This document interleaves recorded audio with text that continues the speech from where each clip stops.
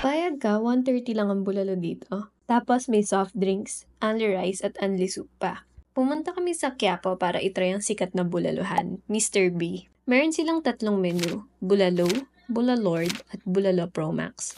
Ang witty, di ba? Ang taray ng pangalan. Since Sabado kami pumunta, mahaba ang pila. Pero mabilis naman ang usad. Ang cool kasi, kitang-kita mo kung paano nila hinahanda yung pagkain. Umorder kami ng Bulalo Pro Max at Bulalord. Talagang makikita mong madaming laman. Hindi talaga tinipid. Sa bawat serving, may makukuha ka ding bone marrow. 6 kaming kumain pero ang dami pang sumobra.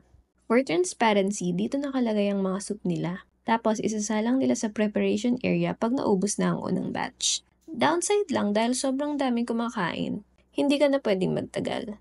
Kailangan mo nang tumayo after kumain kasi marami pang nakaabang. Pero sulit na siya for the price. You must try it.